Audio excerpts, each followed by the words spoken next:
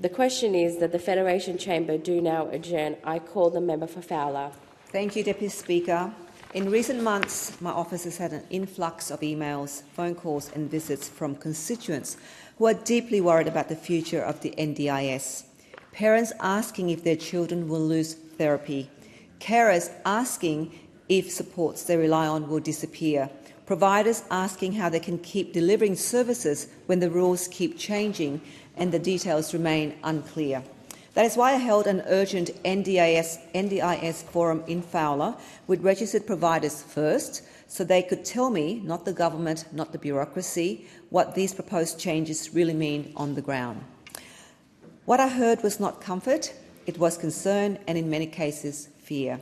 Providers and workers told me they worry the reforms will make the system more distant, more automated and harder for culturally and linguistically diverse communities to navigate. One community advocate shared a story that stays with me. She described physically driving a mother to multiple childcare centres across our community. At each centre, the answer was the same.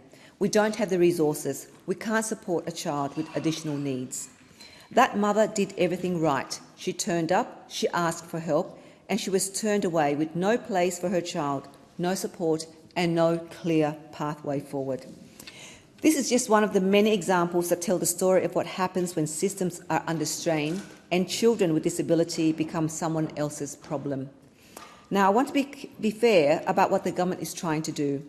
The NDIS has grown significantly, around 750,000 participants today, projected to fall to around 600,000 by 2030 under the new functional capacity framework. I understand why that conversation needs to happen. A scheme of this scale must be sustainable and it must reach those it was designed for, people living with permanent and significant disabilities. I support crackdown on fraud. I support stronger protection for participants, expanding mandatory registration for providers and establishing a robust payment integrity system are important and overdue steps.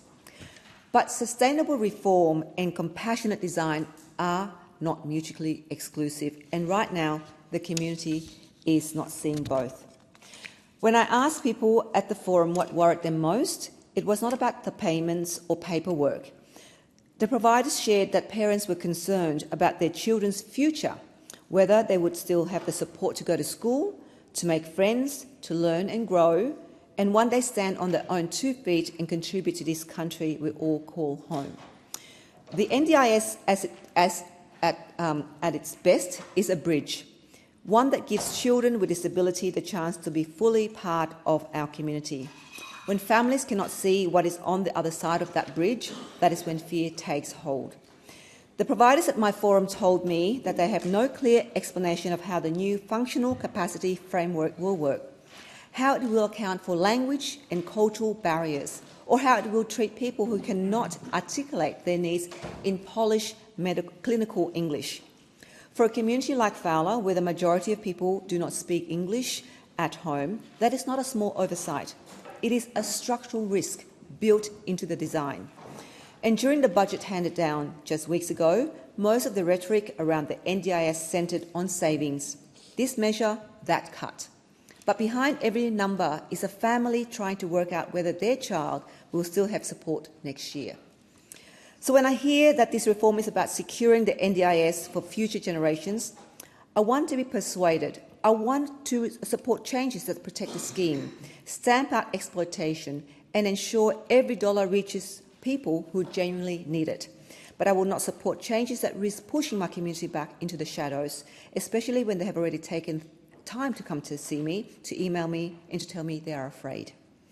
I urge the government to go on the ground, sit in the same room that I sat, listen to the same voices and then design reform that those voices can actually trust.